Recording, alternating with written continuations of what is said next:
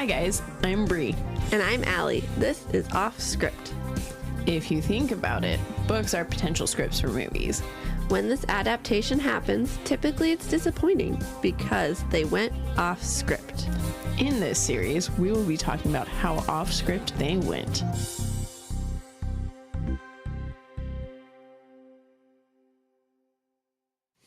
Hello, everybody. Welcome to Offscript, a podcast. where I'm Alli. And I am Bri. And Bri's not singing with me. No, because I'm out in public right now. That's how you get people to come to us. I don't want to sing. I'm not singing. Come on. I'm not singing. Come on. Guys, we're at the Kent Nerd Party. Yes. And oh my gosh, how fun has it been? It's been super fun, actually. It's Yes. more fun than I anticipated. I know. So we might get we'll see how smoothly you can edit this episode, but if we have people come sit down, we're going to have to pause and go to the other one. We'll figure it out. It's going to be a breeze. I'm not worried about that. I'm more worried that I'm going to get jumbled and not remember what I'm talking about. So that's my warning to all y'all. When does Alli ever know what she's know. talking about? But not only are we at the Kent Nerd Party, but welcome to season 5. Oh, I forgot. Yeah. You're right. Yeah. It's my birthday month. It is. We're not recording it in my birthday month, but it's my birthday month. It's my Yes. birthday picks. I know. This was a good one. You're welcome. Thank you. I literally only picked it because I love the TV show so much.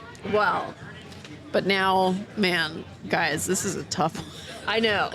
We were talking back and forth. We're like, oh crap, we got to choose which one is our favorite. Yeah, I don't know. I don't either. It's going to be at the end of this episode, I decide. I know, it's tough. Yep. Guys, the thing that we haven't said is that we are covering Good Omens. Oh, yes. We didn't say that? No. Oh, we just said it was a good one? Yeah. All right, you guys. So here we go. Good Omens is a TV show. It's our first. Our first It is our television first, show. right? Mm-hmm. Feels like it's not because we're currently, guys, I did not realize that I have been so afraid to schedule a TV show. Like, Alli's been wanting to do the series of unfortunate events for a long time. That's an easy one. Yeah, and I've been like, Hi. I'm nervous to do TV shows. This is sketch. Nah. Why is it sketch? Because I've never been able to, I've been worried that covering the TV show, because, a TV show is, like we've said, 7 hours long. Hello. Hi. Oh, you're good. I just want to take a picture of you. Oh, yeah, absolutely, of course. And so I've just been worried about we're watching a 10-episode series that's an hour long each, so it's going to be 10 hours long. And I've been like, do we cut it up by episodes? Do we do this? And then I was like, I'm dumb. Alli sits there and tells me the book, and then I tell her if it happened or not in the movie. Yeah, so it's going to be exactly the same as all our other episodes. Exactly. So then I think once I figured that out, my brain just kind of was like, we're doing them all. Yeah, because you scheduled 4 of them this season. Five. We realized my because... God. So we've got Good Omens. We've got All Be Gone in the Dark, which is coming at you next week. We've got Looking for Alaska, which is coming. After. But that one's not my fault completely, guys. That one was intentionally supposed to be season 4. You're right. So that one I didn't put into the season on purpose. I just didn't want to get rid of it completely. Yeah. So that's why Looking for Alaska is coming out This season. in 2 weeks. So literally we're covering 3 of our TV shows. Boom, boom, boom. Then we've got, in Stephen King's month, we're going to be covering The Outsider, which is a TV show. Okay. And then The Magicians, which is a 5-season. 5 seasons? And 3 books. Yeah. But they're all intermixed, so it's going to be a 2-parter episode, right? Yeah. That's the plan? Yeah, it's a 2-parter episode. John's going to be on that because it's his favorite book, movie. Sorry, guys. We just interacted with quite a few people. But anyways, so scheduling TV shows was always something that was scary for me. And so didn't realize it, accidentally planned it. We now have 5 TV shows going on this season. And 3 of them are back to back to back right now. That's all right. We can do it. It's just really stressful with the prepping part. I don't think the actual episodes are going to be crazy. It's the prepping it. Yeah, it's the getting ready for it. All right, so here we are. Good Omens, right? Here's your synopsis for the day. The end of the world is coming, which means a fussy angel and a loose living demon who've become overly fond of life on Earth are forced to form an unlikely alliance to stop Armageddon. Hell yeah. Who doesn't want to read and watch that? I will say it's nothing like I had imagined. I don't know why in my head I really thought this was like a serious I know Allie kept texting me. She kept like, she was like, this book's funny. And I was not expecting a comedy. It is a total comedy book and show. Oh, for sure. 1,000%. It's so good. Mm-hmm. Mm-hmm. I love it. Yes. So, let's keep going. Let's. I'm multitasking here, people. So we have author Terry Pratchett and Neil Gaiman. Let's try that again. Neil Gaiman. Which I'm excited about because I did not realize that Neil Gaiman is basically an author that we're about to see multiple times on the podcast. Oh, really? He wrote Stardust. Okay. He wrote Coraline. Oh. Yeah, I was like, hold on. That's cool. Yeah. Director was Douglas McKinnon. Mm-hmm. Screenplay writers was Neil Gaiman. Makes sense. Yep. And because it's a show, there's a lot of screenplay writers because many do different episodes, right? Mm-hmm. So John Finnemore, Kat Clark, Jeremy Dyson, and Andy Nyman. Now, amazing. I just got this off of IMDb. So some of those could have been for season 2. Oh. But we're only doing season 1 because that's the only... That's one that has a book. Yeah. Or a physical book, yes. I should say. Hi. Hello. Because when I was at Comic-Con, I went to David Tennant's panel, and he actually did explain that because Neil is a writer on it, he was like, this is what me and Terry had sat down and talked about for a potential sequel. We just never got around to writing it. Because Terry passed away. Mm-hmm. Mm-hmm. And then our audiobook reader was Martin Jarvis, and he did pretty good. I was going to say, how was it listening to it? Oh, you're going to hate this. He did good. Yeah? It was funny. But I went to look up so I could figure out who did the audiobook. Yeah. If I had bought it on Audible, it would have been the cast. Yeah. So David Tennant and all of them would have been I might have to go buy that book on Audible. I know, right? I would listen to that audiobook so often. I know. It would be like the TV show without the show. Right? Oh, that's amazing. Hi. Wow, I'm mad. I know. I'll go buy it. Oh, I'm mad you didn't. Oh, I didn't know. I just got it free off the library app, and they didn't have the good one. Well, they suck. Why is there even an option without the cast? I'm wondering if it was brand new. Man, if David Tennant read all of the books that we ever did, I would 1,000% listen to them. Audiobook reader. He's in covering Good Omens, I have realized I am a massive Tennant fan. Okay. Massive. To the point where I'm 1,000% positive if I did not watch Matt Smith's episodes first, Yeah. Tennant would be my doctor. Okay. For certain. You're even dressed as him today. I am dressed as him today. He is my favorite. Of course, my pictures with Matt, I've already explained how much I hate those pictures. I know. What I was going to say is, out of the 3 doctors I have met, my favorite doctor picture that I have is with Tennant. Mm-hmm. And man, I just, Tennant's just a great person. Okay. Well, now that I've gone on my Tennant tangent. Yes. Let's keep going. So the book came out May 10th, 1990, and the show came out May 31st, 2019. That's 29 years. Yeah, and honestly, I went into the show knowing that this was a book because I was trying to figure out how I knew it was a cult classic. When you went in before, like, it's not that it popped up saying it was a book. I went into the show knowing that it was a book. Okay. And so part of me felt bad doing that, but this was like, I watched this right at the height of the pandemic where I was like, I have been sitting in my house for 3 months straight, nothing to do. What am I going to do? And then I had binged Friends, Gilmore Girls. I had gone through all my rewatches. Mm-hmm. I think I can't even remember what other new show I had watched, but I'd watched another new show. And then I was like, I need something.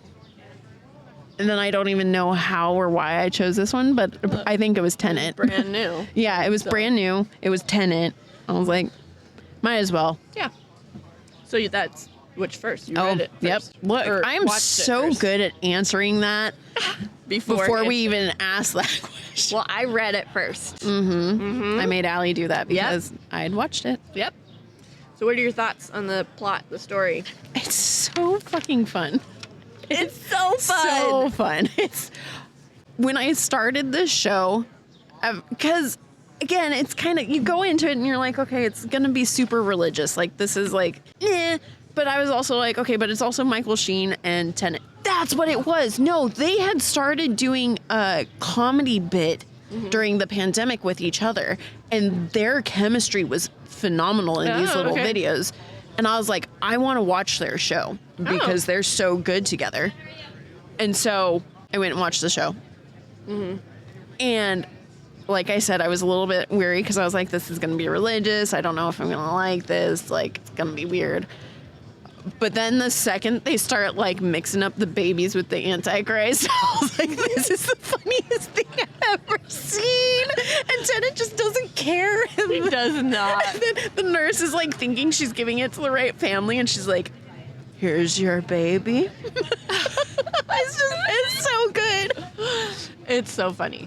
Yeah, I really loved it. When I started it, it said Crowley, and I'm like, oh, that's a supernatural character. And then the whole book is so supernatural-like that I'm like, oh my gosh, this is so fun.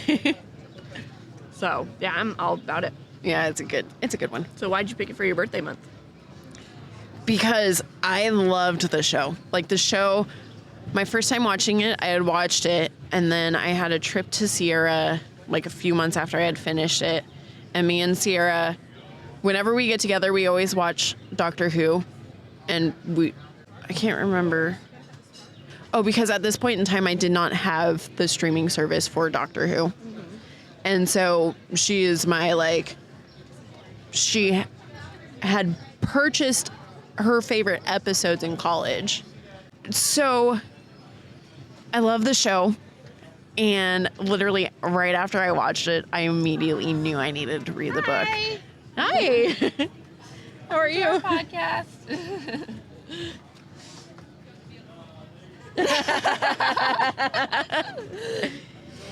And so I knew I needed to read it, but man, finding time to read sometimes can be hard. Yep. And my TBR guys would scare anyone. Yeah. It's like, I'm like, oh, this is good. Have you read this book? And like looking through her books in her room, she's like, nope. I was like, what about this one? Nope. It's on my list. I'm like, Allie, I literally have a bookshelf. There is a bookshelf for my, like, these are your next ones you need to read. Oh my gosh. Yeah, and I have sucked at reading. Maybe it's because of all these Offscript books we have to read. Especially since we started out with like all of my rereads. Yes, right? What were we thinking? But hey, now we're basically to the point where I'm really excited. This month is a bunch of books that I haven't read, but I've watched. Yeah, I've read them, but I haven't watched their thing for my birthday month. Next month, no, my next birthday month, I got to choose ones that I haven't read or watched. So that's been exciting. In a year. Yeah, little sneak peek for you. But yeah, so I've started to really have fun with this, with picking our books. Yep. All right. Well, I got some fun facts for you, and I'm so excited for this first one. Oh yeah, I forgot. She told me that there was one that she's dying to tell me. Oh no, it's not the first one. It's the second one. Okay. All right, so we got some Allie super fun facts. Okay. Do that louder in public. No, I'm good. Okay, so according to Neil Gaiman, co-author, Terry Pratchett's last request to him before his death in 2015 was for Neil to write the screen adaptation. Previous attempts to bring the book to television failed due to not being able to find a writer to adapt the book while keeping its spirit and humor. What? That was making me cry. Oh my gosh. That wasn't even the good one. She's legit crying, you guys. What is happening? Oh, that got me in my feels. Oh my gosh. Okay, well, here, you'll like this one. Okay. So Terry Gilman tried to adapt this movie several times over 10 years before admitting defeat. He came the closest in January 2002 when he had Robin Williams on board to play Aziraphale and Johnny Depp for Crowley. But... oh no, he had raised $50 million from investors and he just needed Hollywood studio and a bit more money to start production. His confidence in the project was completely shattered when he found himself pre-Pirates of the Caribbean. So no one really knew, like, Johnny wasn't super... a thing, even though he was. Right. Nobody wants to see Johnny Depp is what everybody told them. Could you imagine? Bullshit. Oh my God. I never thought I would ever think anyone could be a better Crowley. Yep. Oh, my heart. He would have been so good, too. He would have been amazing. I don't know how Robin Williams would have done. Robin would not have been great. I don't think he would have had the right chemistry with Johnny either. Too, goofy. Yeah. Aziraphale needs more serious. I mean, Aziraphale Robin Williams needs, can definitely do serious. He needs anxious serious. Yes. Which is the problem. Hi. Yeah. But Johnny Depp, oh man. I know. Okay, number 3. Adam's earthly father, Mr. Young, has the license plate number 510RAT, which reads TARDIS backwards. This is one of a numerous Doctor Who Easter eggs that appear throughout the series.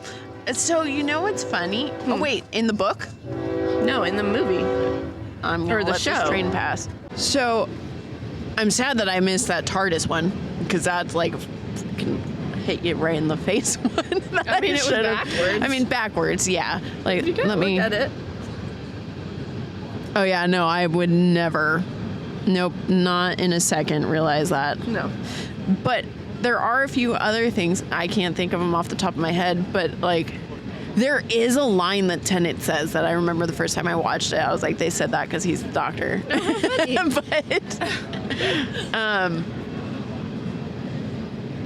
cool. Yeah. Okay. Number 4, Neil Gaiman revealed at a panel during New York Comic Con 2018 that Bentley used in the show is a 1934 model. Neil admitted that no research was done on cars before writing the book, so when it came time to select the car, they found the 1929, which is in the show, and it didn't have the look he wanted, so that's why they switched it. I just thought it was nice because we're always like, why do they switch such an easy thing? Well, what's fun, I never would have known that was different. I wouldn't have either, but for those of you that knew, yes, that's why. So the final scene Michael Sheen filmed for season 1 was the Nazi scene in Hard Times 2019. He had to excuse himself because he went and cried after that one. Aww. I really don't remember the specific scenes. I legit don't either. Whatever it was very emotional. I like vaguely remember it, but I don't know. To me, it wouldn't be something that would be sad. I don't think. Not super sad. All right. Yeah, that was all my fun facts. Yeah. Are we ready? We're ready. We're doing it. Let's do it. Hello. Just because you don't know anything about it. Oh, no, it's fine. They can share about the nerd party, too, if they want. Yeah. Are you having fun? Yeah. That's cool. Awesome. And what's been your favorite part? What's your favorite book? Narnia. That's a great series. Do you like the movie, too? Yeah. Yeah? Very cool. That's good. Which one do you like more? Do you like the book or the movie more? Movie. Movie. Very cool. Then you have to read. Awesome. Yeah. Yeah, we're big readers in our family. That's great. awesome. Yeah. I also just read your shirt and I love it. Yes. It's Thank you. amazing. Awesome. Don't worry about flashlight. Yep. Because everyone else brings cookies, but no, everyone forgot the flashlight. know. How are you supposed to see in the dark side? How do you see to eat those cookies? Well, would you like to introduce yourself? My name's Jeff Bailey. Hi. Nice to meet. I'm Bri. I'm Allie. Good to meet Yes. Yeah. And so we're covering Good Omens, and you've Nice. read and seen it, right? you. Yep, absolutely. What? Absolutely. What have been your thoughts on the adaptation? I thought they kept to the primary plot of the book better than most series. I've been a Terry Pratchett fan for a very, very long time. Read all the Discworld books, own all the Discworld books. So seeing that he'd partnered with Neil Gaiman back when it first came out was awesome. I was super excited and absolutely hilarious. And I thought funniest. Yeah, I'm glad they waited as long as they did to adapt it, though. I know a lot, 20, 30 years ago, a lot of the adaptations really suffered from the lack of technology to be able to properly portray what the author had in mind. In the scene where Crowley goes into the telephone, that's all I could think. I was like, man, if they tried to do this when this book first came out, it would be a completely different show. Yep. Yeah, no, I've enjoyed it. I didn't expect it to be so witty. And so when I read it, because I read it first, and I was like, oh my gosh, this is such an enjoyable read. And because you watched it first. I did. I watched it first. I knew it was this cult classic. Everyone loved the book. But then I just watched the show because I love Tenet. And so I was like, let's watch it. And then I immediately fell in love. I was like, I need to read this book. Absolutely. Do you have a favorite character? That's a good question. Probably Crowley. Yes. Just Yes. the sardonic acceptance of his fate. Yes. It's like, I'm a demon. What you gonna do? Whatever. I love that. Very good. Do you prefer one over the other? I typically will prefer the book over the movie, mostly because of the detail. Most books give you so much more depth and detail than they have time for in a 2-hour movie. Yeah. There've been a couple of exceptions, but most of the time I prefer the book. Yes. Very good. Yeah. This one is one of the ones that's actually been hard Trying for to me. decide. I have to. At the end of all of our podcasts, that's what we ask ourselves. And this one, we've been like, oh no, we have to choose. What? Yes. Well, awesome. Yeah, I think I'd have to say the book, though, on this one. Yeah. And what comes to mind is the descriptions of the Four Horsemen. Yes. And the items they acquire and encountering each other. There's a vividness in the book that's hard to capture on a screen. Yeah. That's I do great. agree. Yeah, definitely. I know I loved just the wittiness. I've never read a book that is funny. I've read books that try to be funny, and I'm like, well, you haven't read much other Pratchett then, have you? I have not. So that part of it is so Pratchett. Okay. The twist humor. Okay. It's like, oh, hey, here's this serious situation. But really? Okay. That's classic Pratchett. All right, I'm going to have to go. His Discworld series is amazing for that. Okay. He's one of those authors that likes to take a normal seeming situation and turn it on its side to really make you look at it and go, okay, that doesn't actually make sense. And he does that with all of his books. Awesome. That's awesome. We actually just got recommended to read Hog's Father. Hogfather. Yeah. One of the best of the series. Really? Absolutely. And the movie's fantastic too. Okay. In fact, it's become a family tradition of ours that we watch Hogfather every year. We love it that much. It's great. We'll definitely have to do it. So important to note, Hogfather is a little bit deeper in the series. Okay. And so there are nuances that you won't pick up unless you've read a couple of the previous ones. Good to know. You can read it standalone, and it's fantastic. fantastic, but there are nuances that you won't pick up unless you've read a couple of the earlier ones. That's good to know. Okay. Yeah. Thank you for that, because we absolutely. probably would have went into it and been like, wait, what? Yeah. Well, I mean, with the premise of Death's granddaughter, or the main character. But some of the earlier books actually talk about where his granddaughter came from, how the personification of death itself even has a granddaughter. Wow. It gets into some of that explanation so cool. in a couple of the earlier books. That's awesome. so So yeah. Awesome. Oh, this sounds like a series that I need. You never love even read it. It's so funny. It's so funny. Awesome. Awesome. Well, thank you so much. Yeah, absolutely. Yes, My thanks for pleasure. being on. Yeah, thank you. All right. Yep, you're very welcome. Yes. All right. Awesome. All right. Are we ready to do some comparing? Of course we are. Okay. So it kicks off. Book kicks off. An angel, Aziraphale, and a demon, Crowley. They're chatting at the Garden of Eden, and they seem like friends. And we learned some backstory on how the universe was made. Yeah. Okay. That happens. Guys, this is one where a lot of my notes, I felt like as I was watching it to compare, I realized that I was going to have to start to get nitpicky about things. So, heads up, some of my notes are going to be like, you're going to be like, Bri, why do you care about that? That's because the wrong car, not the right car. Exactly. It's literally because if I didn't, I would be like, yep. That happened. Okay, so then Crowley is meeting with two other demons, and they're reporting all their bad doings. Like, Crowley's like, I shut down the internet for a little bit. And they're like, that is the stupidest thing. I convinced a priest to have dirty thoughts. Or About a girl. Yes, or a politician to do whatever. To be a scumbag. And he's like, no, you gotta think bigger. We're in the 21st century, or the 20th century. Screw him up, and this is gonna last forever. Yep. Well, he's really enjoying human life, but these two senior demons are like, here's a clipboard and a basket. It's his time. And he's like, no, because in that basket is Satan's kid. It's the Antichrist. Yep.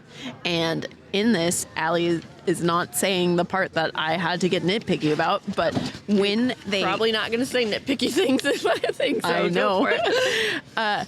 When they give him the basket, they have him sign. And in the book, he tried to sign his earthly name. And they're like, that's not right. And made him sign his demon name. Yep. In the show, he just signed correctly right away. Yep. So they go to this hospital. It's full of satanic nuns. This is a real fun podcast to be talking about in public. Hell yeah. Well, no, I knew Good Omens was going to be a nerd party book. Oh, yeah. No, it's been real good. Yeah. It's just weird saying Satan over and over in public. Antichrist. So there's this nun, Mary, and she's so excited. She's like, oh my gosh, we're getting the Antichrist. I'm so excited. And there ended up being a switch. So they were switching the son of Satan. I loved how they did it in the book where they're like, son of Satan, da-da-da, da-da-da. They like listed it off. They list all of his names off. And they do that like every time they bring him up. Yep. So funny. Anyways, so the plan is for him to grow up with this American politician or guy, diplomat. There we go. And, but a mix-up happens. So he ends up going to this like random family's house. But Crowley didn't know that. Because he's following the correct family. Yes, that it was supposed to go to. And so he's like, Aziraphale, I don't want to come back to, or I don't want the world to end. This place is awesome. I love sleep. I don't want to not sleep. So then they're like, okay, so we're going to go and influence this boy to make sure that he doesn't become the Antichrist. But so this son of Satan's name is Adam. Okay. And then the diplomat's son, who they thought is the Antichrist. Is Warlock.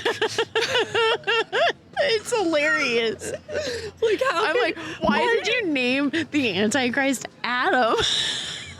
But like Warlock, who agrees? It's like, oh, that's a beautiful name, because these nuns were trying to give like names, biblical, but like names. The TV show does this a little bit better than the book, in my opinion, where you realize that the family who's getting the Antichrist is kind of in on it. So the family knows. So when the woman suggests Warlock, they're like, that is a good name for the Antichrist. Yeah. Do they know in the book? I didn't pick up that they totally knew. just mixed that up. I meant in the show. Oh, yeah. Yeah. I didn't pick up in the book that they knew. No, they do not explain it in the book. In the show, like, Ron... That's not his name. Ron Swanson. That's exactly what I was going to say. Oh, my gosh. I've watched too much Parks and Rec. Neil? Nope. Nick Offerman. Nick Offerman. There you go. God, I'm sorry, Nick. Shit, and now because I just screwed his name up, I forgot what I was going to say. But basically, his character, how he plays it, he's announcing to the president that he's had his child, and he's like, I've had my human baby, my perfectly normal human son. So then I'm like, oh, family knew about this, whereas the book doesn't do that. Yeah. All right. So, as Bri said, another difference here is Crowley is who tells Aziraphale about the Antichrist, whereas in the show, Gabriel is the one who comes and tells him. And it's because Gabriel becomes a very prominent figure throughout the series into season 2. And so that's kind of why they had to throw him in there. Yeah. So, as Bri had said, Aziraphale and Crowley are like, we're going to go and try and not let this happen. And so Aziraphale's plan... Hi there. Hello. Good, how are you? Good. So Aziraphale's plan is like, okay, I'm going to be the gardener. And I'm going to, like, influence goodness. And Crowley's going to be the nanny, influence darkness. That sure as shit happens. So we learn about Aziraphale, and he has a very large collection of books. And he ran, like, this bookstore. And one he didn't have, though, was the accurate prophecies for the last 300 years. Hi. Hello! But funny, it was only 60 miles away from them, and they had no idea.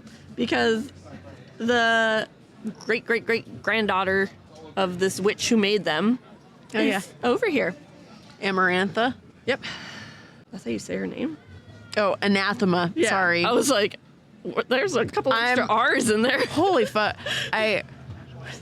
On our Instagram, we've started following a shit ton of my Sarah J. Maas author, like, fan things. And Amarantha is a bad character, or is a gray character in that book series. Oh, got it. Okay, well. Yeah, that happens. Has anything, like, additional happened yet? No, not yet. Like, get to Crowley finding out about the Hellhound. Okay. So now we're introduced to 4 different people. So we have Scarlet, who's a woman that men seem to always get in fights when they're around her. Sable is a super sleazy guy who's making this chow, which is like food that isn't food. Mr. White works on this cruise ship. And a mysterious person we don't know much about. And throughout the book, I just put it all right here because it's easier. Throughout the book, they're each signing a package. And we'll see what comes of that. Yeah.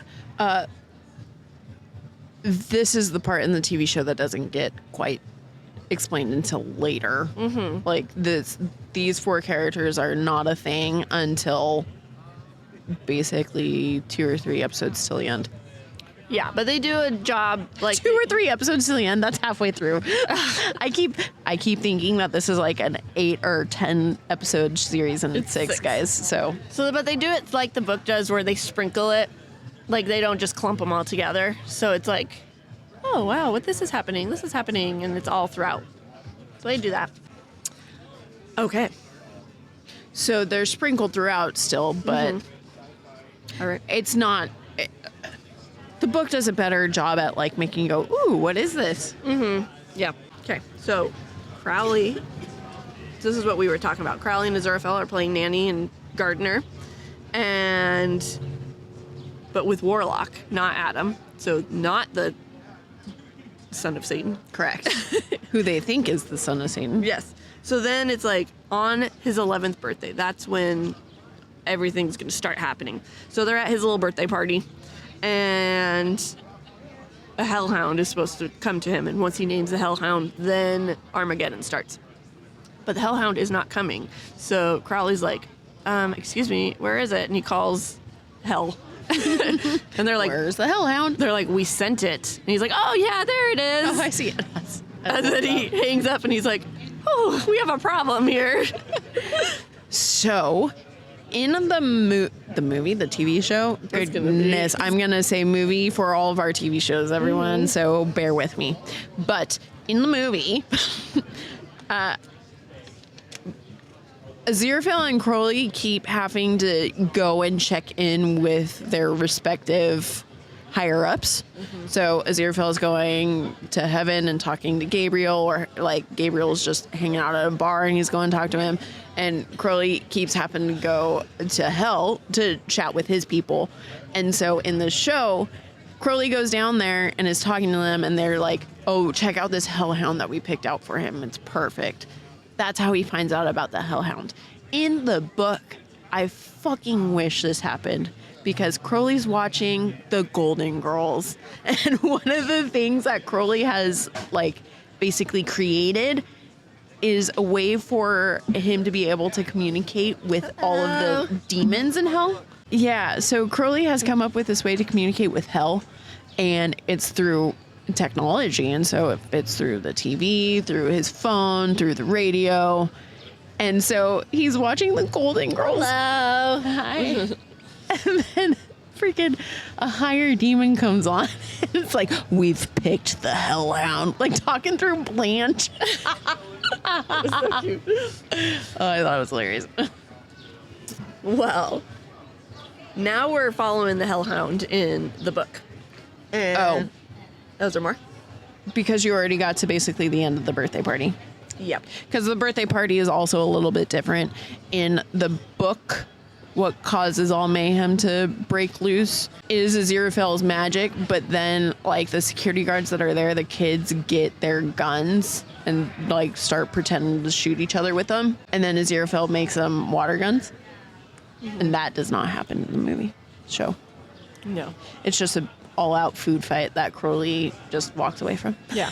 I will say it was really helpful watching, because this book has so many characters that... Oh, I never showed you there's a cheat sheet in the book. You say what you're going to say. Okay. Though. So this it has so many characters that I don't know. If you miss one little sentence, basically you get confused. So the sentences I missed, I didn't realize until I watched the show that Crowley and Aziraphale were the nanny and gardener. Well, okay, so the book also doesn't explain that well. I was just going to ask you, but then your notes kind of made it seem like it did. So then I was like, maybe I misread it because I was like, how did I miss that? No, the book doesn't say. They say that they're going to send them. Yeah. But it makes sense that it would be them. Yeah, because it's only them coming up with this plan. Exactly, so it makes sense. Send other people. It's never specifically. It's how it's said is like a nanny who looks like Crowley comes or something like that. Okay, see, I missed that part. And then another one was here's the Allie was confused with all the different characters, and I was like, oh well, at the start of the book, like the physical book, there's a whole entire here's the cast. That's cool. Awesome. Well, and then another one that confused me was there was a magician at the birthday party, and I didn't realize it was Aziraphale until I watched the show. Yeah. So if you miss a little sentence, you're gonna miss it. Yeah. So I was glad I watched it, and I was glad it was so accurate, because I was going through and I was like, oh, I must have missed that. And clearly it's right because it's in the show. And the show's spot on. Yes.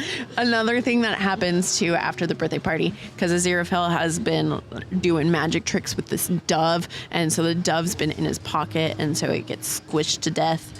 And so Aziraphale in the show brings it back to life, but in the book, he does not want to do any kind of miracles. He is like, I'm here on Earth, but I'm not here to be doing stuff like that. I'm here to participate, but not be doing my thing. Mm-hmm. And Crowley's like, just do it. And he's like, no, I'm not going to. And so then Crowley does it for him.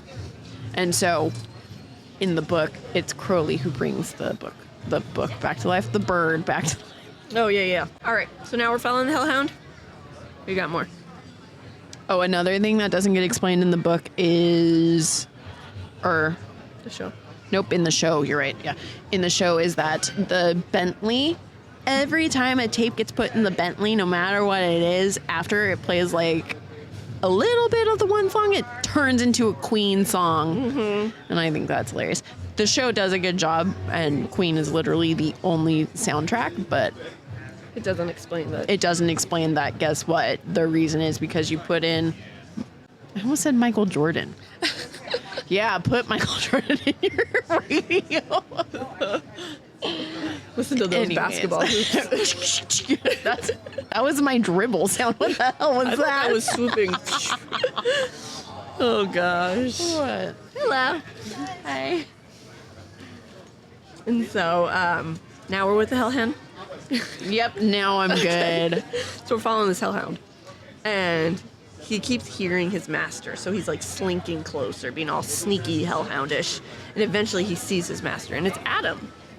The dog has all these urges. Well, first he sees him, and he's like, I'm going to adopt you and name you Dog. So now he's named. No, he doesn't see him. All this happens without the dog being seen at first. Oh, he just says, I'm going to find a dog, or I'm going to adopt a dog and name it Dog. And Hellhound's like, yes, my master wants me. And then the Hellhound is like listening, because then the guy's like, I'm going to say his name. And then... Okay, so he didn't know the dog was there. So, but he says, I'm going to name him Dog. And then Dog turns into this little fun little puppy, basically. Yeah. And he's like, I want to go wag my tail and jump on him and have fun. Basically, the Antichrist has now turned his Hellhound into a dog. Yes, a fun little family pet. Mm-hmm. Because that's what he wants. And this Hellhound is like, I am here to please my master. Yep. And this is when Aziraphale and Crowley are like, oh my gosh, did the babies get switched? And they're off to the hospital to figure that out. They're like, is there a chance this happened? Mm-hmm. That's the same? That happened. All right. Well, I mean, the changes I've already said. Okay. So, now we're following a new character. Her name is Anathema. She's a witch. She's doing some astronomy outside. And this is what we said. She's the great-granddaughter of the witch who made all the prophecies. Mm-hmm. And Crowley and Aziraphale didn't have their lights on because they're demons and angels, and they don't need to have lights on to see. And they ran her over. Whoops. Her bike's all messed up and everything like that. But they're, of course, Aziraphale being an angel is like, I'm so sorry. And gets out there and he's like fixing everything up. But he's like majorly fixing it up. And she's like, that wasn't like that. And Crowley's like, what the are you doing? Then he goes and fixes it. And then, when they were departing and they dropped her off, hello. So anything about... Fixed. No. Anathema. Anathema? I said Anagmatha, so I was close.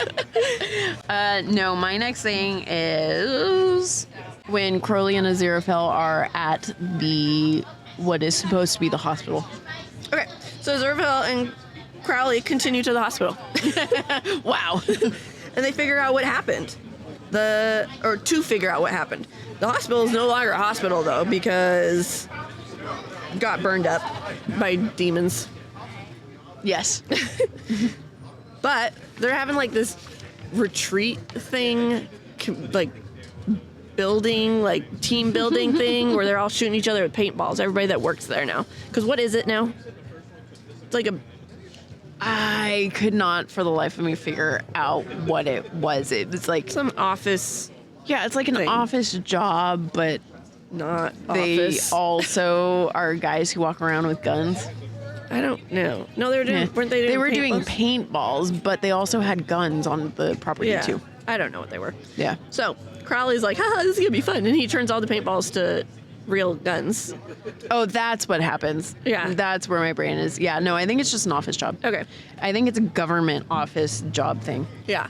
But he also made sure that they weren't actually going to hurt each other. Yeah. Yeah, because he was also good. He used to be an angel, you guys.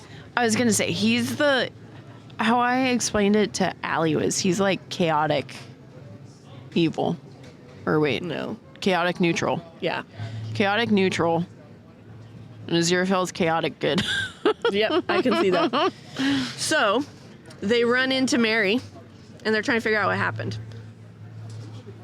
And turns out the babies got switched, like they thought.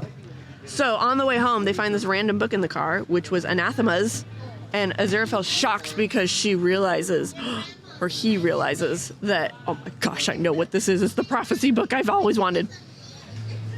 Yeah, he's so excited. But he, like, hides it from Crowley. Yes. Well, in the show, one thing Allie doesn't say is that as they're walking into the building that was the hospital, Aziraphale gets hit with a paintball. And it stains his white jacket, and he's so sad. And then in the book, he miracles away the stain. But in the show, Crowley does. And I told Allie, this TV show definitely plays into Crowley and Aziraphale being in a relationship or having feelings of love towards one another. Mm-hmm. Whereas the book doesn't really cover that. Not so much. Yeah. Not obviously. Yeah. Like, this is one of the parts because Aziraphale is really sad, and he's like, but again, I can't do a miracle. I can't do this. This sucks. And, like, Crowley's like, just do it. And he's like, no, because I'll always know that the stain was there. So then Crowley comes up and just does it for him. And it's a very sweet moment. Cool. And that's my only difference there. Okay. So Adam and his friends, now we're following them. They decide to play witches. And they run into Anathema and Adam's group. She could tell something was off with Adam because he doesn't have an aura around her or him, and she can see if people are good or evil or bad, but he doesn't have an aura at all. And so in the show, she actually tells Adam this. She's like, I can't see your aura. Right. In the book, she just keeps that to herself. Yeah. Because how would we know, though? Why are you trying? Exactly. That's exactly why they did that. But why? Yeah. So, she's just saying how flustered and upset she is because she lost a book, and Adam's like, we'll help you find it. He doesn't say that in the show, does he? I don't remember him offering to help her find it. I think he does. He does. Yeah. You're right. Yep. Okay. So, I'm just going to lump them all here because they happen throughout the entire book. But these random occurrences keep happening. So, a factory lost uranium and their nuclear bombs. A whale hunting ship was attacked by a kraken. People found Atlantis. Aliens come and tell that the ice caps are too small. And trees grow super fast. So all these phenomenons happen throughout the book. And it's all related to Adam. Yeah, it's all conversations he's having with his friends. And then it jumps to this kraken in the sea. Or it jumps to the trees. Yeah, like they're like, we need to save the whales. And then it jumps to this whaling ship getting attacked by a kraken so that those whales get saved. Mm-hmm. Or the trees are dying, so then it jumps to this guy who loves this tree, and then it just grows like crazy. So it was cool. Yeah, it was. And in the show, that they like show it, but they cut things out of them so that it's not this long drawn out thing. All right, y'all. So just a reminder, we recorded part of this. Just a reminder, they legit are listening to it right now. Oh, yeah. Just a reminder for us. Well, no, I just wanted to be like, here is where. Yes. We are now no longer at the nerd party. If you could not tell by the silence that your speakers suddenly just experienced. Yes. But you also might be experiencing some animal noises because I am with Roscoe and Aspen. Mm-hmm. House sitting puppies. Yeah. Yes. Wow. Roscoe can't figure out how to sit right now. But anyway, so yeah. So sorry we didn't have a better transition. We kind of just cut off and then cut back to But I mean, we had like a lot of people actually want to talk to us. And so we that was priority. Yeah. So that's why we kept pausing the whole time. So that, because people came and talked to us. So one of those pauses, we just never came back. So I'm going to do my best to edit it and make it sound a little bit more flawless, but 'tis what it is. Yeah, I realized when I was editing the actual Nerd Party episode, I was like, oh, that's going to sound a little bit wonky, but hey. It'll work. Yeah. All right. Well, let's pick up to where we are, shall we? Let's. So we're following this guy named Newt, and he's looking for a job. He tried to get one in computers, but he always breaks the computers. He's just horrible with technology. Then he found this guy named Shadwell, and he's talking to him, and apparently he's a witch hunter, and he decided to join in on all the fun. And Aziraphale is jumping back to him. He's looking over this book of prophecies that he found. Basically, that happens. Okay. Newt shares that the weather is perfect in this one town, which is very mysterious because weather is never perfect, and that's witch business. So he convinces Shadwell to let him go on this witch hunting journey. And this is where we get some history on different witch hunting, and the last witch to be burned left a box and a book with instructions on what to do with it. And that is Agnes, which is anathema.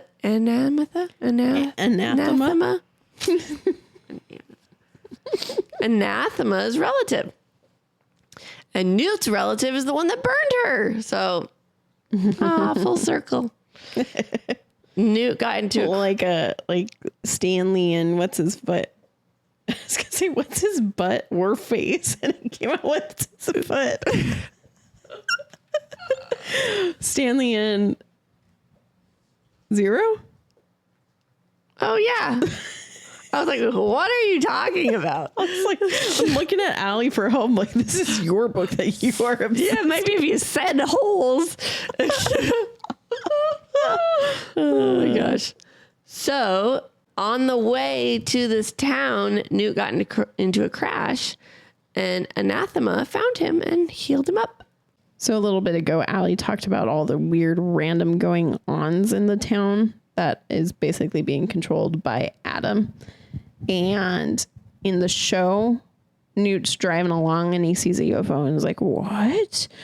But in the book, I really wish they showed this. The UFOs are coming and like aliens are coming out being like, what's the thing that aliens say? Why I'm fucking come in peace. Thank you. I'm going Catholic. I was gonna have him come out and say peace be with you. Oh no. I'm going Catholic. I really was. I was like, those aliens are coming off that UFO saying peace be with you. I was like, that's not right. And then Newt does not get into a car crash in the show. And therefore Adam does not take him to Anathema. Wait, yes, he does get in a crash. Maybe my note just means that Adam doesn't take him to I think it doesn't happen where it was like supposed to happen in the show. It does happen, but Adam isn't the one that takes him. Well, I think she just finds him. Mm-hmm. So Adam and his friends are talking, and he starts hearing this really intense voice, and he realizes it's himself. Another thing I should make mention of here is Anathema knows that he's a witch finder because there's a sticker on his car bumper in the show. That's a witch finder sticker. But in the book, he's got like an ID in his wallet that she's like, oh yeah, you're a witch finder. Yes. And also just some commentary. It took me reading the book to understand that the UFO thing was because of what Adam was talking about. Because the first time I watched it, I was like, what in the fuck? Why is there a UFO coming? Like, I know. And it's literally just a split second. The UFO comes flying by and then it's gone. And then there's no mention of aliens ever again. It's so funny because I was the opposite. I didn't get it at all in the book. And then in the show, I'm like, oh yeah, okay, that makes sense. It's because Adam says things and then it shows them happening. Yeah, no, I was thoroughly confused. And then I read it and I was like, oh. That's so funny. Mm-hmm. So Anathema is explaining that the end of the world's coming to Newt. And he's like, what is happening right now? And she can't figure out what she needs to do. She doesn't know who the son of Satan is because she lost her grandmother's book, but then it all clicks and she realizes who it is. Yeah, that pretty much happened. Okay. Adam told all his friends that the world's about to be super different. And he's going to make new parents for all the friends. And they'll new rules, like they never have to go to bed again. They get to play all the time. They're going to rule the world. And he begins to control his friends' actions. And Newt and the witch end up hooking up. So that's what her ancestors predicted. Yeah, that pretty much happens. I would say in the show, I don't think Adam really controls his friends as much as he did in the book. Yeah. But I mean, all he does is he gets rid of their mouths. Yeah. Okay. So Aziraphale called up to heaven and let them know, hey, I found the spawn of Satan, and gave them his location because he's trying to stop the war. And they're like, no. We're not stopping the war. We're winning the war. And after they hung up, Aziraphale heard someone in his house, and it was Shadwell. And he had heard the conversation with heaven, and he's like, oh my gosh. So he tries to trap Aziraphale in a trap and exercise him. Is exercise and exercise spelled the same? No. Okay. That's why. Exorcise with an O. Okay. Yeah. Time to go for a walk. Put his leash on. Come on, Angel. But Aziraphale didn't go cast back to hell because he's not a demon. He got sucked back up to heaven. So, in the show, Crowley and Aziraphale have kind of gone through this little breakup thing where they're not really talking to each other when all of this goes down. Because in the book, he's immediately like, crap, I gotta call Crowley. I gotta get him informed and things. But in the show, it was like, he still did it, but it was very much like, oh, but we're not talking. So should I? And then another thing is in the show, at this point, Aziraphale has gone and talked to Gabriel, who's on Earth, multiple times. That never happens in the book. And then in the show, it's the voice of God who basically catches the bookshop on fire. Because Aziraphale calls up to heaven. Or they call down to him and it's like, what's going on? Mm-hmm. And then he says things that they don't like, so they start a fire. It's not Shadwell. Shadwell then shows up at the shop before he's taken to heaven. Oh, wait. No, he shows up after he's taken to heaven in the show, but shows up before because he's exorcising the demon. Yeah. So that doesn't happen in the show. Crowley tried to get in contact with Shadwell, which I find hilarious because here's an actual demon. He's in contact with him. But I also love that Crowley and Aziraphale are like, I have to talk to my contact here on Earth. Yes. And they're like, yes, me too. And then it's the same person. Oh gosh. But he was unavailable. He then gets a phone call from hell, and they're pissed because he fell through with Warlock, and he tried to hang up, but they ended up showing up, and Crowley disappeared through the phone line, and the other demon followed, and Crowley ended up losing him, but the other demon got stuck in the answering machine. Yeah, that happens. Mm-hmm. Crowley decides to go to Aziraphale, and his bookshop's on fire, and Crowley went in shouting for him, and this is when he found the Book of Prophecies, and he took it. Yeah, that happens. He's at a bar, and he's or not, he's at a bar. This is a different bar. At a bar, slowly these 4 bikers show up. It's the random people we met earlier. Scarlet, Sable, Mr. White, and the random mysterious guy is playing a trivia game in the other room. And he's there with some other random people. They're like, wow, oh my gosh, because he keeps winning. These are the 4 horsemen of the apocalypse. In the show, there's no trivia happening, and I really wish there was. Instead, he's playing just arcade games, but the rest of it happens. Except for they didn't have different names. They were all already just war and pollution and all that. Yep.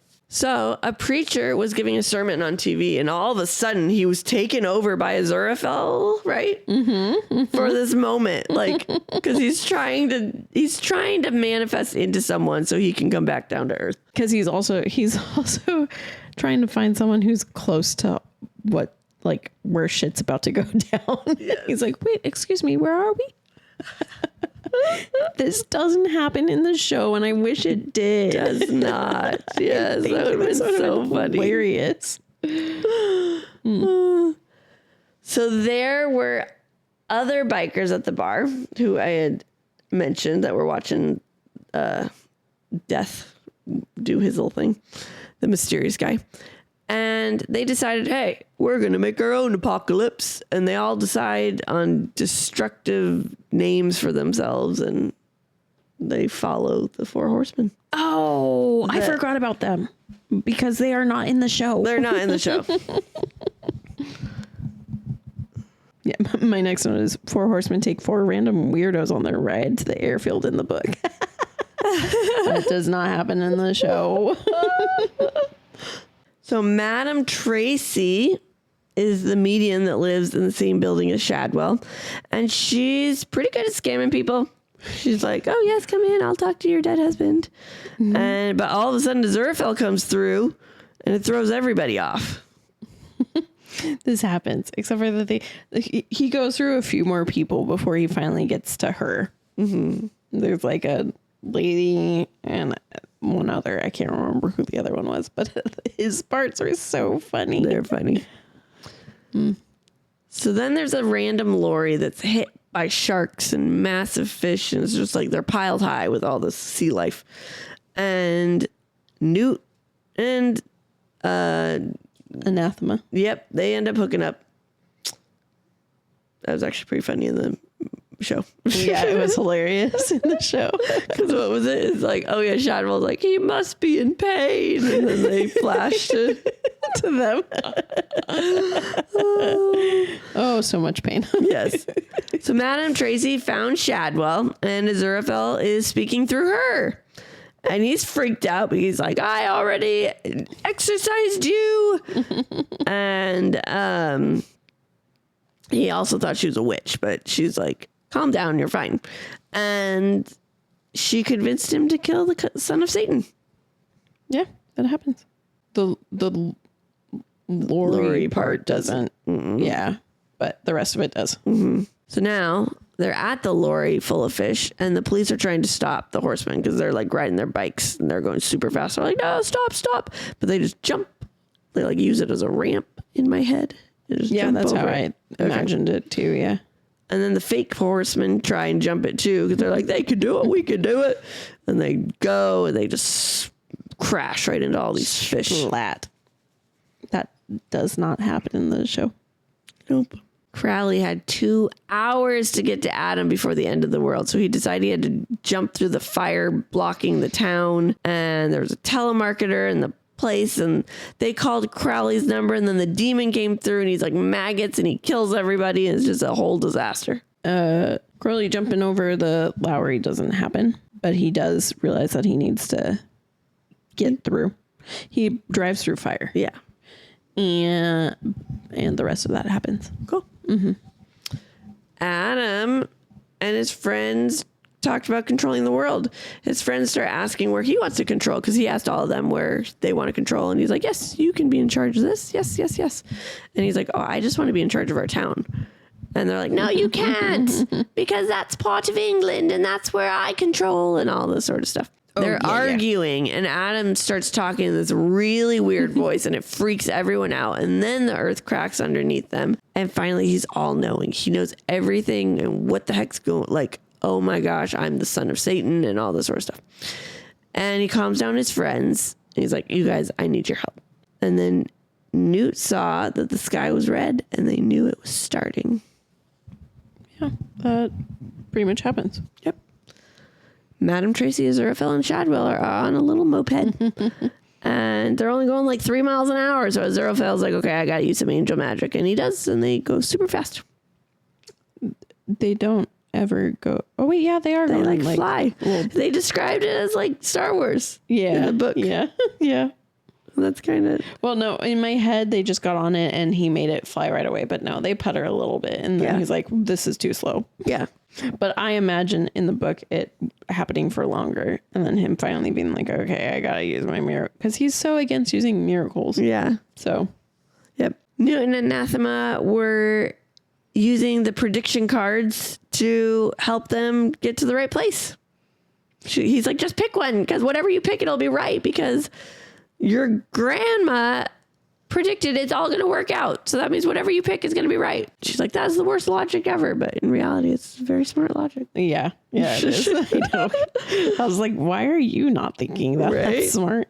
But yes, that does happen in the show. This new character, R.P. Tyler, is some local. And the 4 horsemen ask him directions to the airbase, and he gives it to them. Then comes Adam and his crew. And he's like, where are you going? And they're like, the airbase. Then Madam Tracy, Aziraphale, and Shadwell come and ask him for directions, and he gives them directions to the airbase.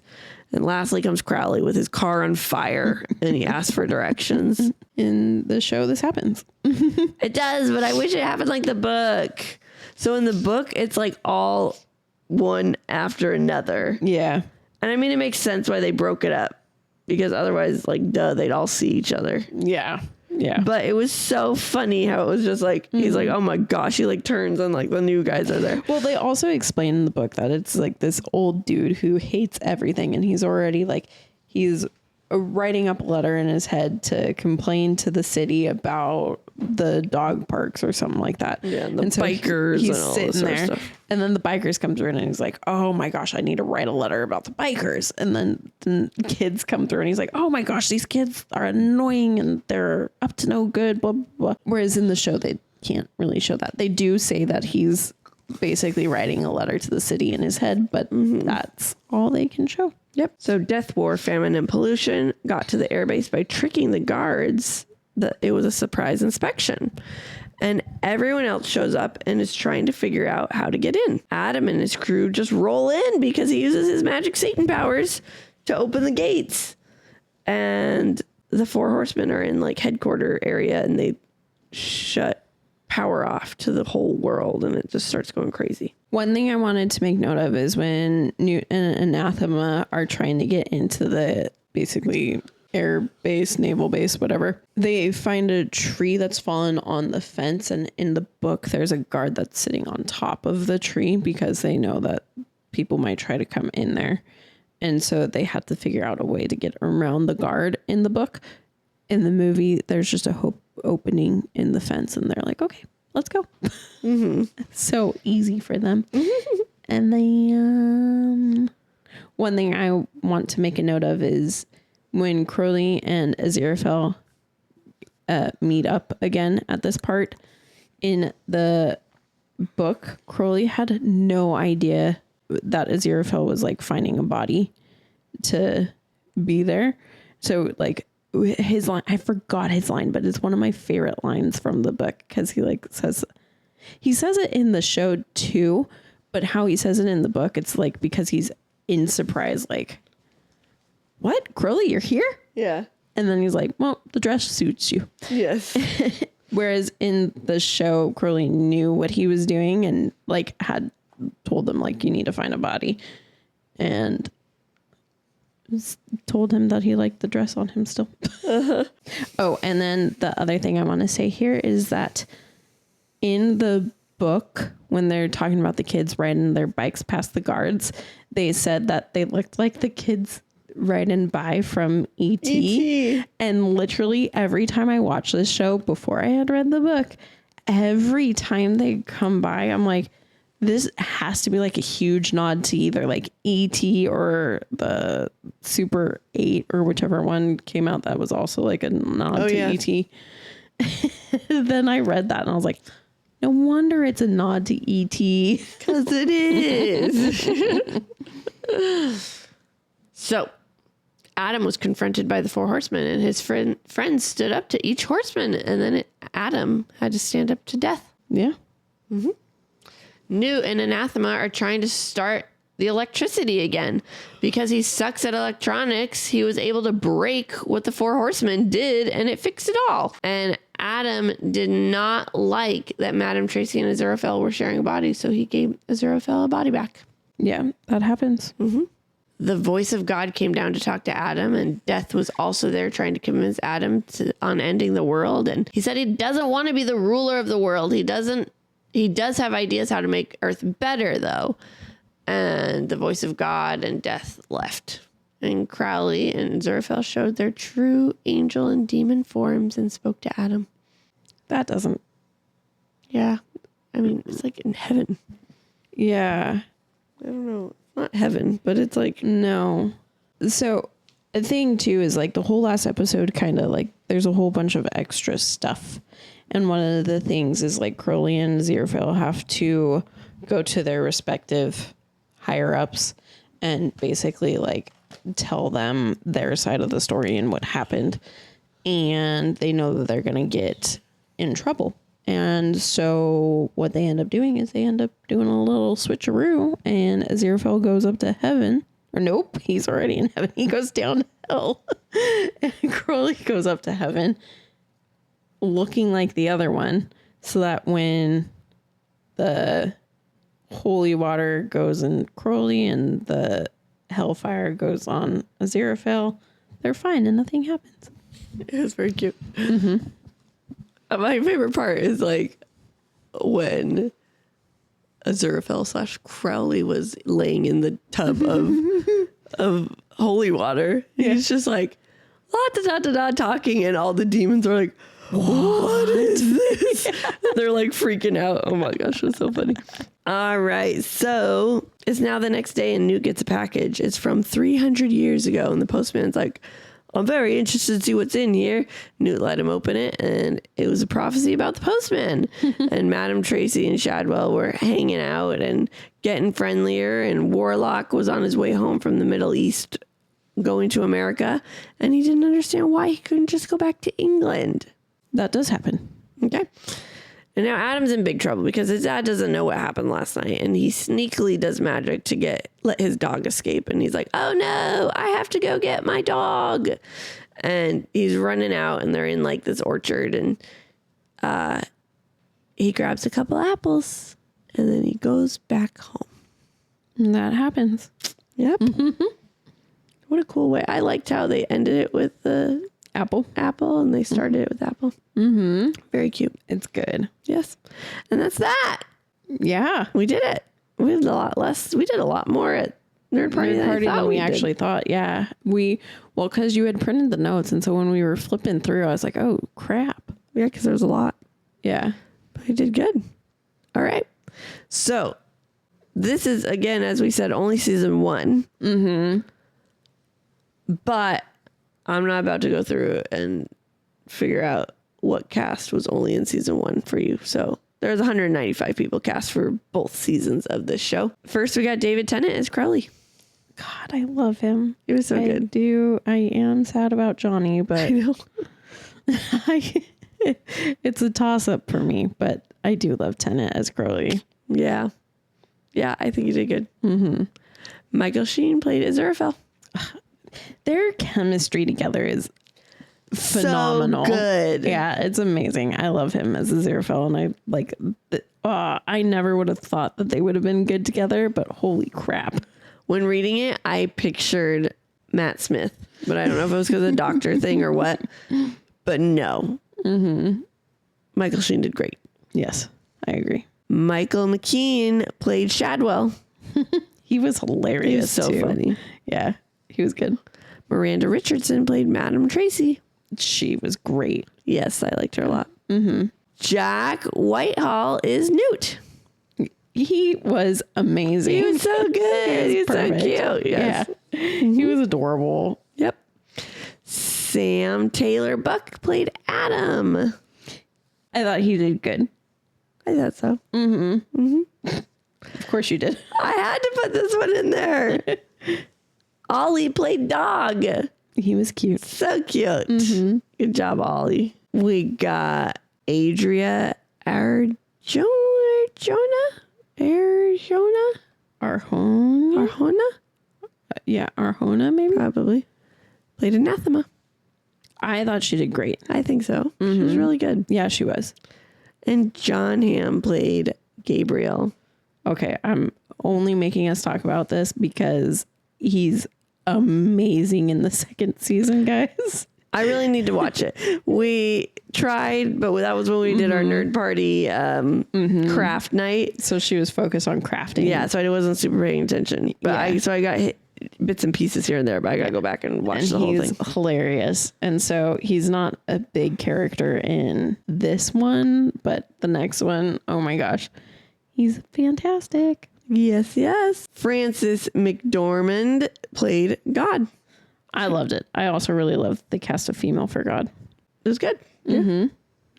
All right, you guys. Is the theme of the book and the movie the same? Yes. 100%. Do the characters stay true? 100%. Yes. What do you prefer? God damn it. I keep going back and forth. Like, we talk about things, and I'm like, yeah, that's why I like the book more. And then we talk about other things, and I'm like, yeah, that's why I like the show more. Have you decided? I have. What is yours? It was really hard because I chose book because it was hard because I love seeing the chemistry. Yeah. And I love, it's just, you can imagine it, but then when you actually see it, it's a whole extra level of funny, right? Yeah. But I've never read a book that's So funny. witty. Yes. And so it was just such a unexpected thing for me that I was like, this is so fun. Yeah. And so, yeah, that's why I chose book. Yeah, this is hard because I would do both again. Like, there's no even, like, I can't even do the, if you had to sit down and do this. Yeah, flip a I would coin do and then both. what your gut says. Here, I got a coin app. Oh, that's smart. Okay. Okay. Okay. What's heads going to be? Book. Okay. Heads. I wanted it to be tails. You wanted to be tails. Okay, Yeah. there you go. See, that's why you do it. So you like the show more. Yeah, I do. I do. I think the show's so fun. It is fun. It was such very a great fun. introduction. But like I said, God damn it, it's too hard. It's hard. It's hard. This is like one of the most perfect adaptations we've covered. I think so. It helps that it's a show. They got more More screen time. screen time, but they didn't abuse it. Like it was a 12-hour book. And a 10-hour show. Yeah. 8 hour? It was an It was 8. 8-hour show. Yeah. So they had just enough room to fit everything minus, a couple things here and there. And like things that weren't in it were small little bit things that could not be in it. Yeah. It was good. Would you recommend it to a friend? 1,010%. Yes. Both of them. Agreed. Everyone needs to read it. Everyone needs to watch it. I'm so sad that I haven't read it sooner. I know. It blows my mind. It's Yeah. so good. And that's that. All right. All right, guys. You like what we're doing? Check out our website. It'll show you more of what we're doing. Yes, it will. All sorts of stuff. Offscript253.wixsite.com/offscript. Super easy. Yep. On that website, you can rate us, subscribe, review, chat with us. There's a little chat bubble. You just click it. You say, "Hi, Offscript, I love you." And then we'll chat back and say, "Hello, random citizen. We love you too." Yes, that's exactly how that'll go. Ooh, you excited for Wednesday? Back to mini-sodes only on Wednesdays. Yes. What's it going to be? We have absolutely no idea. I think this is the only thing that's a downfall of doing straight minisodes. Because we don't know what they're going to be. Yeah. We decide week of, hey, but you know what? That's the fun part. Because that's why we did minisodes. We wanted to interact with all our peeps. We did. So if you interact with us, that's the episodes that we'll interact with you on. Yeah. And I like when we say we have no idea, because then we don't commit ourselves to anything like we did last season. That's true. I mean, sometimes we do commit ourselves to things and then we go, oh shit, still. But yes. Yeah, last season was rough. Anyways, poor choices on our end. But you know what? That's okay. We made it. Yeah, we did. And then, go for it. Monday is I'll Be Gone in the Dark for your number 2 book for your month. Mm-hmm. Let's see how that goes. It's a true crime nonfiction. That's our first nonfiction book. Yeah, it's our first nonfiction book, and it's a documentary. Yeah. And true crime. I didn't fully realize that's what the show was going to be. I mean, what kind of an idiot am I to not realize that? Was gonna be? I don't know. No, I think you didn't realize it was a show. You thought it was a movie, or not a movie, but like a. No, I knew it was a show. I just thought it was like. Not at first, because I remember you being like, oh my gosh. I thought it was like I thought it was like 4 parts. I didn't think it was like a whole 8-part show. Yeah. Oh, got it. And I thought, because I knew Karen Kilgariff was in it, and I thought she was going to be playing a role of someone. Oh, I see. And then it was not that. So. No, it was not. Let's see how that goes. Let's see. Come tune in on Monday and we'll let you know. Yeah. But hey, I get my true crime in. I'm here for it. Yep. Allie is not. That's okay. We're getting it done and over with this season. Who knows? I've only watched it so far. I haven't read the book yet. Maybe I'll change thoughts. Doubt it. But hey. All right. Okay. With that, good omens. Went off script. Bye. Thanks for sticking with us. We hope you enjoyed it. If you did, we would greatly appreciate it if you gave us 5 beautiful stars, reviewed, and subscribed. You can also follow us on Facebook at Offscript, on Instagram at Offscript Podcast 21, and on TikTok at Offscript_pod. Shoutouts to Madame Ashen Creations for our adorable logo art. And Adam Daniel for our incredible theme song. And to Creative Cinephile Productions for producing our podcast. See you next time.